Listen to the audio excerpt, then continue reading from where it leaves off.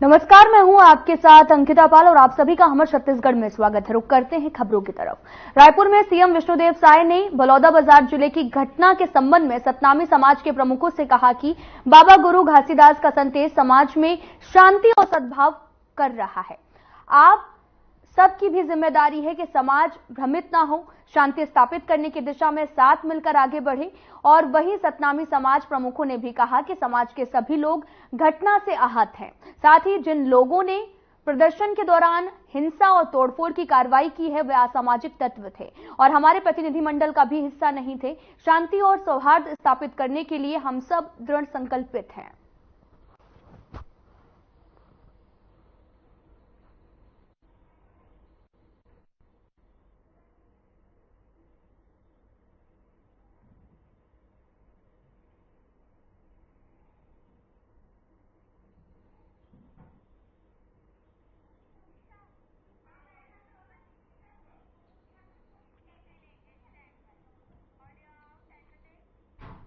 तो वहीं बिलासपुर के कलेक्टर अवनीश शरण एवं पुलिस अधीक्षक रजनेश सिंह के संयुक्त रूप से एसडीएम एवं पुलिस अधिकारियों के साथ बैठक की है। बैठक में जिले में कानून एवं व्यवस्था की स्थिति की समीक्षा की गई। उन्होंने लॉ एंड ऑर्डर के लिए भी चुनौती बन सकने वाली संभावित मुद्दों की पहचान कर तत्परता से उनका निदान करने के निर्देश दिए हैं और साथ ही पुलिस ने जिले में अमन चैन बनाए रखने के लिए भी अधिकारियों को कई तरह के टिप्स भी दिए हैं। साथ ही आपको बताते चले कि उन्होंने कहा कि अधिकारी अपने कर्तव्य के दौरान जनता से जीवंत संपर्क बनाए रखें और सौहार्दपूर्ण माहौल में मम उनका निराकरण कर उनका जो दिल भी जीते। और कलेक्टर एवं जिला दंडाधिकारी अवनीश शरण ने भी कहा कि समस्याएं एकाएक बड़े आकार में नहीं लेती हैं, यथासंभव इस पर जो तत्काल संज्ञान में लेकर इसका पटाक्षेप करने का प्रयास करना चाहिए, अन्यथा समय बीतने पर ये अलग दिशा पकड़ने लगती हैं। उन्होंने ये भी कहा कि हर छोटी बड़ी घटना का विश्लेषण किया जाए, देखा जाए कि भविष्य में इसमें क्या इसका अंजाम हो सकता है, उसके अनुरूप सही दिशा में तत्काल कदम उठाए जाएं। साथ ही उन्होंने पुलिस प्रशासन के अधिकारियों को आपसी तालमेल के साथ में काम करने के निर्देश दिए हैं।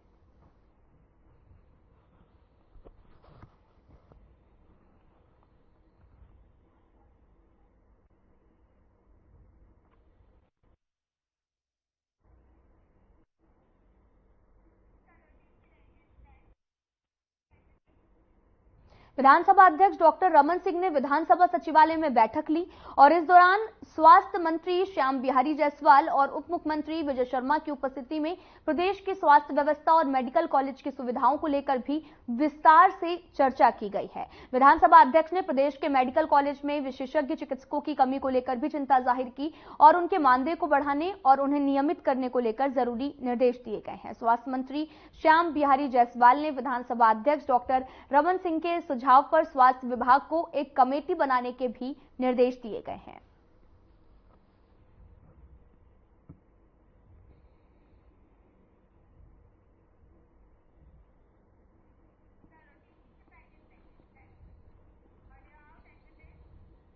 दुर्ग के ठगड़ा बांध में लगातार अवैध मोरंग उत्खनन चल रहा है, लेकिन प्रशासनिक अधिकारी हैं कि इस अवैध खनन पर लगाम लगाने में बौने साबित हो रहे हैं। देखिए इस रिपोर्ट में।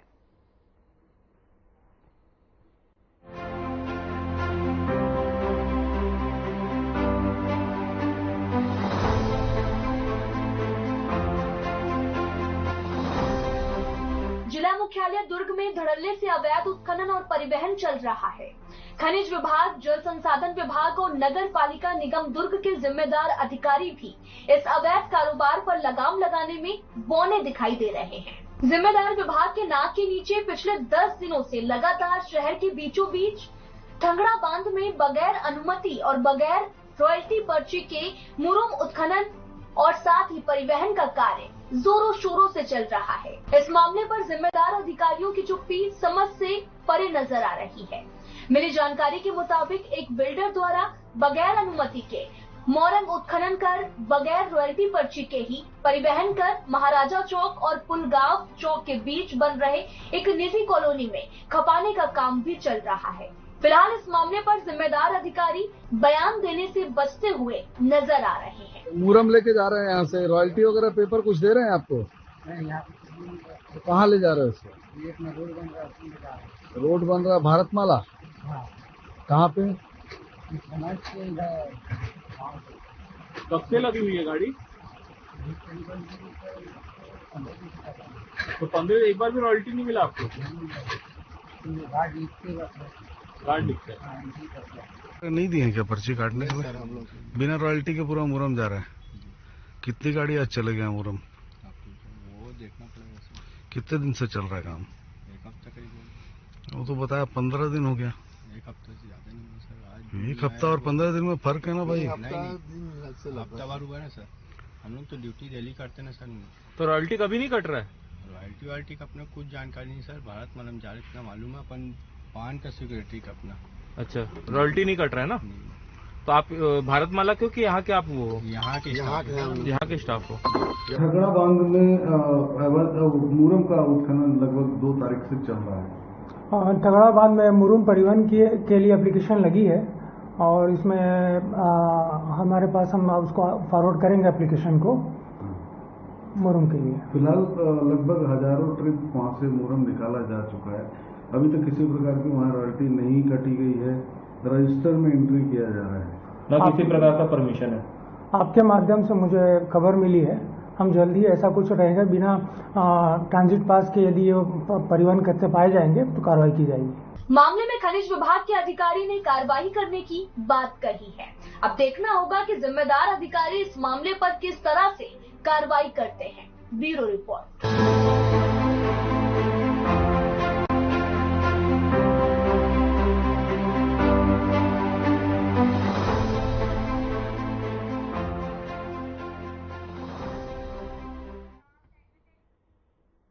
सोमवार को छत्तीसगढ़ के बलौदाबाजार जिले में जो हुआ उसने सरकार और प्रशासन पर सवाल खड़े किए हैं।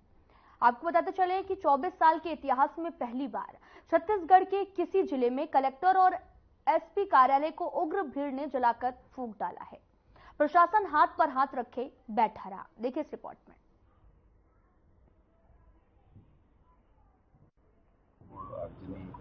किया गया है, जाने कितने गरीबों की बाइकें जला दी गई। अभी कल सुबह से वो क्या करेंगे, जाने कलेक्ट्रेट के रिकॉर्ड रूम में कितने लोगों की जमीन के दस्तावेज जला दिए गए।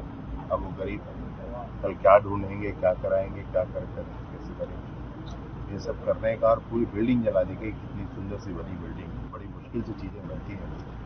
सरकारी संपत्ति को ऐसे बर्बाद नहीं किया जाता है, और ये सरकारी संपत्ति को बर्बाद करने वाले किसी समाज के नहीं होते, ये असामाजिक होते हैं जिन्होंने ये किया। हमारे प्रदेश में बाबा गुरु घासीदास के आशीर्वाद से उनको समूचा प्रदेश मानता है, कोई एक समाज मानता है सब। सतनामी समाज विशेष रूप से श्वेत ध्वजवाहक हैं, और वो शांति के, सौहार्द के प्रतीक के स्वरूप में श्वेत ध्वज का धारण करते हैं। अब इस विषय पर एक जो घटना विगत माह 15-16 मई की दरमियानी रात को हुई थी कि पूज्य अमर गुफा में तीन जैत खाम को क्षति पहुंचाई गई थी, और उस पर पुलिस के जांच से असंतुष्ट होकर समाज ने मांग की थी कि इस पर न्यायिक जांच होनी चाहिए। सभी तरह की चर्चा के बाद न्यायिक जांच की घोषणा माननीय मुख्यमंत्री जी के निर्देश के आधार पर कर दी गई, और न्यायिक जांच की जो घोषणा हुई थी उससे समाज संतुष्ट हुआ। समाज के प्रमुख लोगों ने कहा था कि ये पर्याप्त है और इसकी उचित जांच हो जानी चाहिए, और इस बार हम लोग अपना आंदोलन नहीं करेंगे, हम सम्मेलन करके माननीय मुख्यमंत्री को धन्यवाद ज्ञापित करेंगे। वो धन्यवाद ज्ञापन का मसला है, और उसके बीच में जो कुछ हुआ है, चूंकि समाज संतुष्ट था, समाज ने स्पष्ट तौर पर कहा था, समाज की मान्यता थी, इसलिए समाज का कोई विषय नहीं। समाज तो अपने कार्यक्रम में था, अपने भाव में था। अभी बीच में किसने आकर के ये सब किया, ये असामाजिक लोग कौन है, ये मसला है, और इस मसले पर ही मैं सोचता हूँ कि कानून काम कर रहा है, और उचित समय में सब कुछ स्पष्ट होगा। तो प्रशासनिक चूक मानते हैं, क्या मानते हैं कि कहीं न कहीं प्रशासनिक चूक हुई है? देखिए, जो कुछ हुआ है मैंने बहुत विस्तार से आपको बताया, बहुत विस्तार से बताया। मसला ये है कि सब कुछ स्पष्ट था, कुछ बात नहीं थी। अब अचानक कोई ऐसा करता है योजना बनाकर, तो आप एसएम सर, ये कौन था, कैसे किया, क्यों किया, ये तो जांच में आ जाएगा, लेकिन सरकारी संपत्ति पे और खासतौर से एसपी ऑफिस और कलेक्ट्रेट, तहसील और जो सरकारी दफ्तर थे, सरकारी गाड़ियां थी उनको टारगेट किया गया, तो इसमें किस रूप में देखते हैं? मैं सोचता हूँ क्या इसका लॉजिक है, कोई तो बता दे। मसला क्या है? अरे बड़ी मुश्किल की चीजें बनती है, झटपट में जनता के लिए सुविधाएं मुहैया कराई जाती है, अभी उसको नष्ट कर देना है तो आप किसको सजा दे रहे हैं? अधिकारियों को थोड़ा सजा दे, किसको सजा दे रहे हैं? आम जनता ही पीड़ित होना है। आज तक ऊपर तो ऐसे कैसे चलेगा? ऐसे जिसने भी किया है वो निस्संदेह असामाजिक लोग हैं, उन पर तो कानूनी कार्रवाई होगी। कानून जिस तरीके की भीड़ थी तो ये एक दो दिन की तैयारी नहीं थी, और इसमें कहीं न कहीं इंटेलिजेंस भी कहीं नजर आ रही है। अरे भाई क्या कहेंगे आप, जितनी चर्चा हो गई थी, अनेक बैठकें हो गई थी, लोग संतुष्ट थे, लोगों का एक कहना था धन्यवाद ज्ञापन करना, और वही किया समाज ने, तो वही किया है। समाज के मूल धड़े ने, समाज के प्रमुख लोगों ने वही किया है और मुक्त समाज ने वही किया है। अभी समाज के इस पूरे कार्यक्रम में कौन असामाजिक आ गया और उन्होंने ये कर दिया, ये बात। रायपुर ग्रामीण के जो विधायक हैं उन्होंने एक बात का आरोप पुलिस पे लगाया है कि उनका भतीजा और उनका परिवार, उनका ड्राइवर, वो आ रहे थे बलौदा बाजार से, तो बलौदा बाजार के सर्किट हाउस के सामने पुलिस के द्वारा उनको मारपीट की गई, गाड़ी में तोड़फोड़ की गई। इस बात को उन्होंने एक पत्रकार वार्ता में बातचीत कही है, उन्होंने दिखाए भी है वीडियो। एक बार कंफर्म करूंगा उनसे क्या इस पूरे घटनाक्रम पर आप जब से जानकारी दी आपके शुरुआती तौर पर FIR कर रहे हैं, बता रहे थे कि कुछ गिरफ्तारियां भी हुई, तो ये कोई बड़ा मसला है नहीं, तो स्पष्ट हो जाना। मसला ये है कि जो कुछ हुआ है उसकी भरपाई कैसे, गरीबों की गाड़ियों का क्या होगा, टू व्हीलर का, उन गरीबों के रिकॉर्ड का क्या होगा, उन गरीबों की सुविधाओं का क्या होगा जो यहाँ कार्यालय में आकर के थोड़ा ठंडा पानी पीते थे, आराम से रह करके अपना काम कराते थे, उनका क्या होगा, और इन सब चीज़ों को बनने में कितना वक्त लग जाएगा, राशि कहाँ से आ जाएगी, ये मसले पड़े हैं। बाकी अब कानून का है, जिसने अपराध किया है कानून का उस पर। कुछ छोटे कर्मचारी लोग हैं, उन्होंने जो हम लोगों से बात की, उनका कहना था कि कुछ मुआवजा वगैरह मिलेगा, क्योंकि उनकी बड़ी मेहनत से उन्होंने अपनी गाड़ियां ली थी, या जो भी साधन उन्होंने लिए। सब समय का है, किसका क्या हुआ है आकलन होगा। इन सारी चीज़ों में मैं अभी तुरंत ही आपसे कुछ कह दूँ, ये कोई बात नहीं। देखिए, आज जो घटना हुई है बड़ी दुखद घटना है, और आज की इस घटना में सरकारी संपत्ति को बहुत क्षति हुई है, साथ साथ व्यक्तिगत लोगों को भी संपत्ति हुई, उनकी भी कारें, बाइक जली है, ऑफिस तो पूरा जल गया, SP office, collector office, ADM office. और सतनामी समाज के द्वारा जो आज ज्ञापन सौंपने का उनका कार्यक्रम था, उससे पहले हमारे माननीय गृह मंत्री जी ने माननीय मुख्यमंत्री जी के निर्देश पर जो गिरफ्तारी धाम जिस संबंध में ये ज्ञापन सौंपना था, उसकी न्यायिक जांच के आदेश कर दिए थे,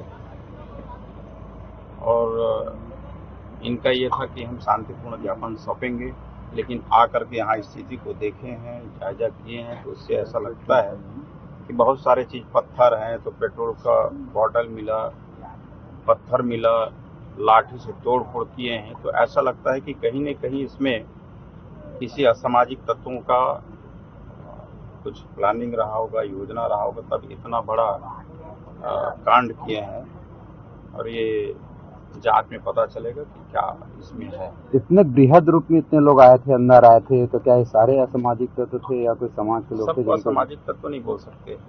आंदोलन में कभी कभी ऐसा होता है कि कुछ लोग घुस जाते हैं और उसका स्वरूप ही परिवर्तन कर देते हैं।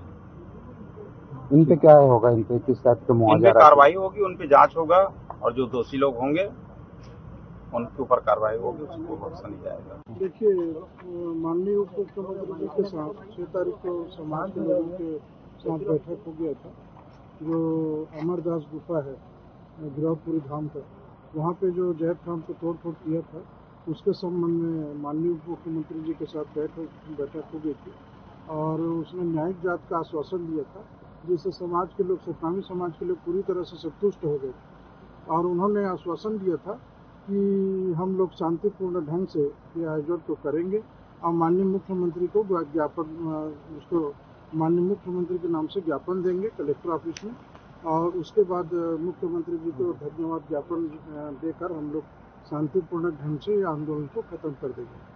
परंतु इसमें कुछ असामाजिक तत्व घुस गए, ज्ञापन देने के लिए आए सतनामी समाज के लोग, और उसी समय जो है तोड़ फोड़ का और आगजनी का कार्रवाई असामाजिक तत्व के लोगों के द्वारा किया गया, और वो एक जो है सतनामी समाज को बदनाम करने के उद्देश्य से ये जो आंदोलन है उनका शांतिपूर्वक आंदोलन को गलत तरीके से मोड़ दिया गया, और आज इतनी बड़ी घटनाएं हो गई जिसमें इतना शासन के बहुत आर्थिक नुकसान हुआ है, और आगे जांच करेंगे।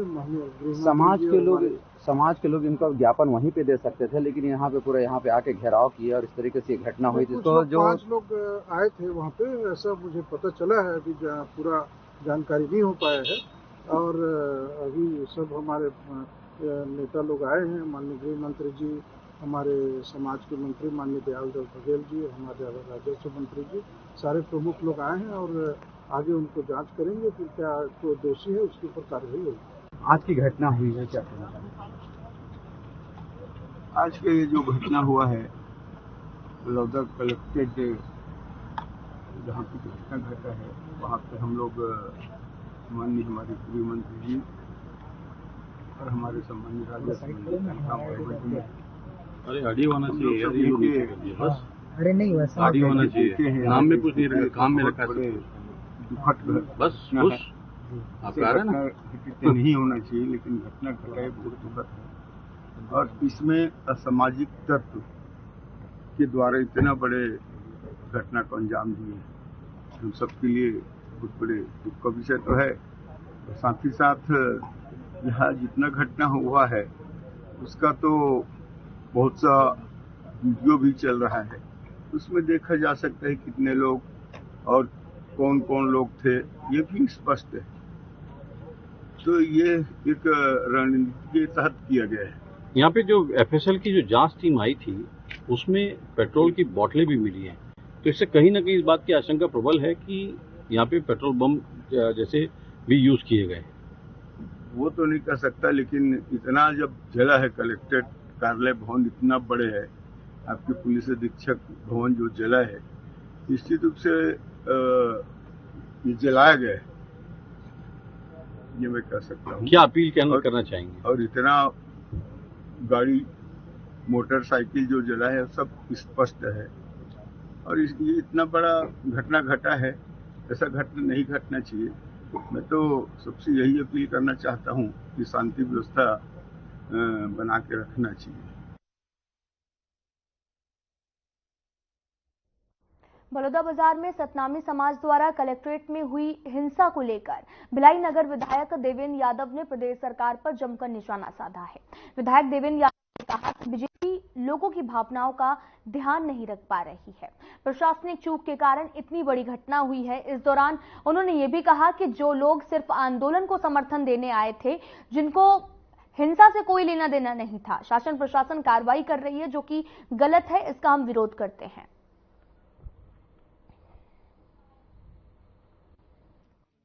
देखिए, ऐसा है, भारतीय जनता पार्टी लोगों की भावनाओं को ध्यान नहीं रख पा रही है। सतनामी समाज जो कि एक बहुत ही साफ और सत्य के मार्ग पे चलने वाला समाज है, जो शांतिप्रिय समाज है, कल वहां पर पुलिस की नासमझी के द्वारा या कहेंगे वहां पे प्रशासनिक सही तरीके से प्रबंधन नहीं करने के कारण वहां पर कल इतनी बड़ी घटना हो गई, दुर्घटना हो गई, छत्तीसगढ़ के इतिहास की बड़ी घटना है। और जिस तरीके से देखा गया कि ऐसे नवयुवकों को, बुजुर्गों को, माताओं को, बहनों को जो निर्दोष थे उनके ऊपर लाठीचार्ज हुआ, वो चोटग्रस्त हुए, और इसके बाद अभी बहुत तरह की अलग अलग तरह से जानकारियां आ रही है, जिसमें ये जानकारी आ रही है कि बहुत सारे निर्दोष लोग जो आंदोलन में सम्मिलित होने आए थे, समर्थन देने आए थे, जिनका आगजनी से या किसी भी तरह की झगड़े से लेना देना नहीं है, उन लोगों के भी ऊपर कार्रवाई की जा रही है, जो कि सरासर गलत है। हम इसका विरोध भी करते हैं और हम सरकार से मांग करते हैं कि समाज जब उनकी भावना आहत हो रही थी, उसके आधार पर सीबीआई जांच की मांग समाज ने की कि इसकी पूर्ण जांच की जाए। और कल जब प्रशासनिक रूप से जिम्मेदारी वहां के कलेक्टर, वहां के एसपी नहीं निभा पाए, जिसके कारण इतनी बड़ी घटना हुई, तो सबसे पहले शासन प्रशासन को उस वहां से संबंधित अधिकारियों के ऊपर कार्रवाई करनी चाहिए। उसके बाद समाज के लोगों को ढूंढ ढूंढ के जो मारा जा रहा है या उनको जेल में बंद किया जा रहा है, निर्दोषों के ऊपर कार्रवाई हो रही है, ये बिल्कुल नहीं होनी चाहिए और इसका हम पूरी तरह से विरोध करते हैं। मोदी के कैबिनेट में छत्तीसगढ़ में सिर्फ एक ही व्यक्ति को मंत्री बनाया गया, जबकि वरिष्ठ नेताओं को छोड़ दिया गया। क्या कारण समझते हैं? किस? देखिए, ऐसा है, ये समझ ही नहीं आता कि छत्तीसगढ़ के नेता और यहाँ के भारतीय जनता पार्टी के लोग वहाँ जाके चुप्पी क्यों बांध लेते हैं। क्या यहाँ के अधिकारों की बात हो तब भी वो केंद्र सरकार से ना मांग कर पाते हैं ना बोल पाते हैं। यहाँ की जनता के अधिकारों की तो लड़ाई लड़ ही नहीं पाते और खुद के भी अधिकारों की नहीं लड़ पाते। अब बताइए, इतने वरिष्ठ लोग हैं लेकिन उनकी राजनीतिक उपयोगिता शून्य है भारतीय जनता पार्टी के लिए, तो उनको आकलन करने की जरूरत है। और मैं तोकन साहू जी को शुभकामनाएं दूंगा कि वो मंत्री बने और उनसे उम्मीद भी करूंगा, क्योंकि 35 साल से म्यूट सांसद बिलासपुर को मिलते आया है। आप भी इस बार जीत के गए हैं, मंत्री भी बन गए, तो मुझे उम्मीद है कुछ चुप्पी खुलेगी संसद में। खुलती है नहीं खुलती है, लोगों की जो जन समस्याएं हैं उसका समाधान होता है नहीं होता, ये आने वाले समय में देखने के लिए होगा। लेकिन हम तो उम्मीद करेंगे कि जन सेवा हो और लोगों का काम हो।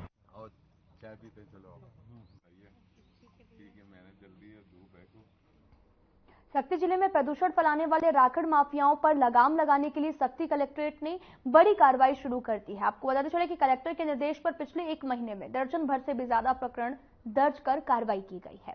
अब इन प्रकरणों के आधार पर प्लॉट प्रबंधन पर भी कार्रवाई की तैयारी की जा रही है। शक्ति कलेक्टर अमित विकास तोपनो ने भी बताया कि जिले में अवैध रूप से राखड़ डंप की शिकायत पर लगातार कार्रवाई की जा रही है और अब सभी प्रकरणों को पर्यावरण विभाग भेजा जा रहा है ताकि प्लॉट प्रबंधन पर भी कार्रवाई की जा सके।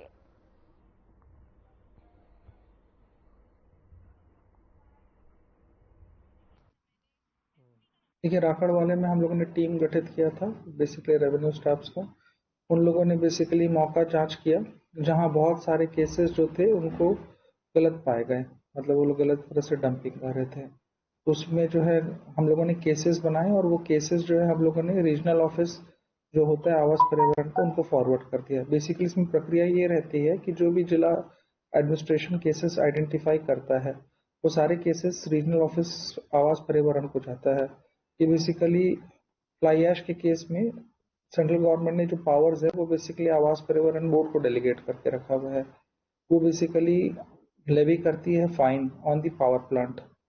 तो हमने प्रकरण तो भेज दिया है, अब जो भी कार्रवाई होनी है वो बेसिकली आवास पर्यावरण की तरफ से होगी पावर प्लांट के ऊपर।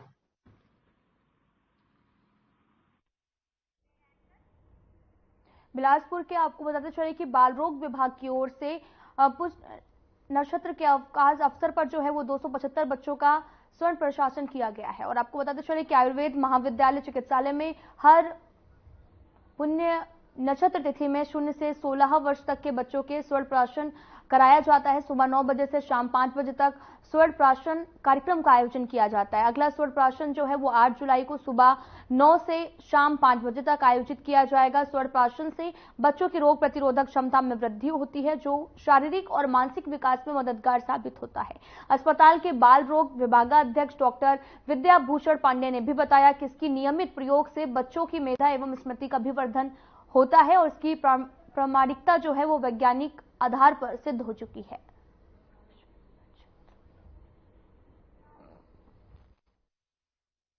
नमस्कार, मैं डॉक्टर विद्याभूषण पांडे यहाँ पर एसोसिएट प्रोफेसर और विभागाध्यक्ष बाल रोग विभाग में कार्यरत हूँ, शासकीय आयुर्वेद महाविद्यालय बिलासपुर में। हमारे यहाँ हर पुष्य नक्षत्र में स्वर्ण प्राशन का कार्यक्रम चलाया जाता है। स्वर्ण प्राशन के लिए कम से कम 250 से 300 लोग यहाँ पर स्वर्ण प्राशन अपने बच्चों को कराते आ रहे हैं। फरवरी 2023 से हमने ये कार्यक्रम शुरू किया था और अभी हमें 1.5 साल हो गया और बहुत ज़्यादा जनसंख्या हमारे पास आती है।